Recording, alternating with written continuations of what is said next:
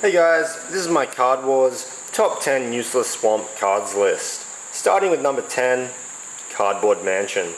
Cardboard Mansion is a 5 action cost building and is unique in the fact that it is the only 5 cost card in the game. Cardboard Mansion costs 1 less to play for every 5 cards in your discard pile and has the ability to be flooped for a 1 action point gain. This building will need usually at least 15 cards in the discard pile before it can be played for 2 action points, and at 25 cards in the discard pile it can be played for free.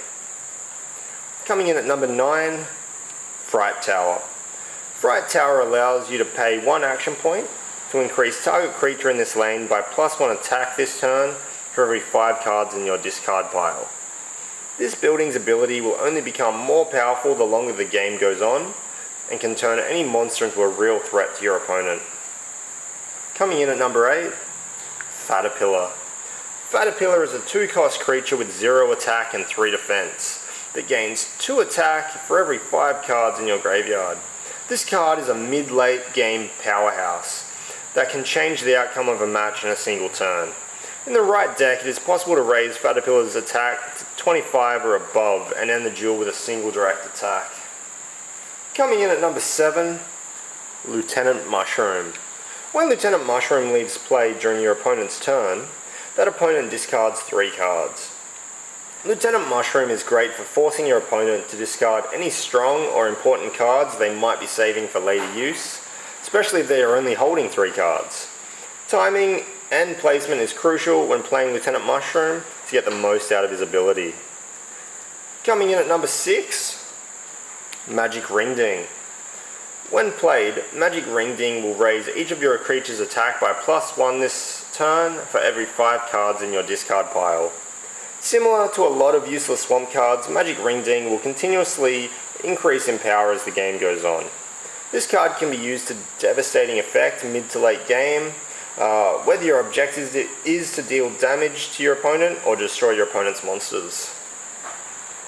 Coming in at number 5, Immortal Maze Walker. While Immortal Maze Walker is on a cornfield landscape, it deals triple damage.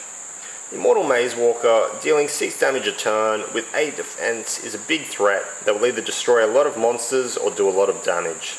Including 1 cornfield landscape isn't very difficult even in a full useless swamp deck, and allows for other 1-cost cornfield cards to potentially be used.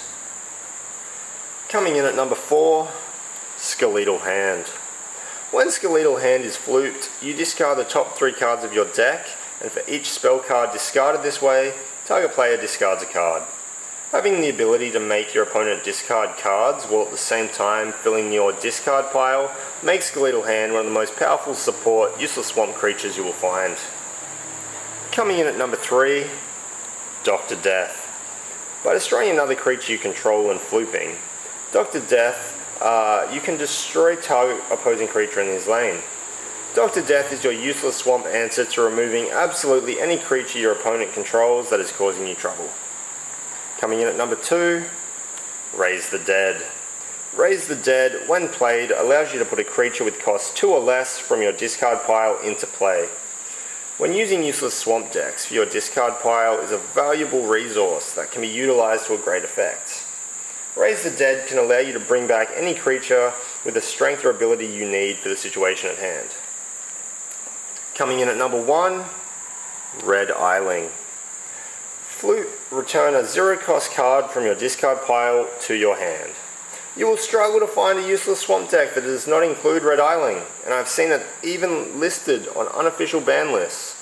The amount of loops, combos, and strategies that can center around or include Red Isling are massive and generally very efficient and effective.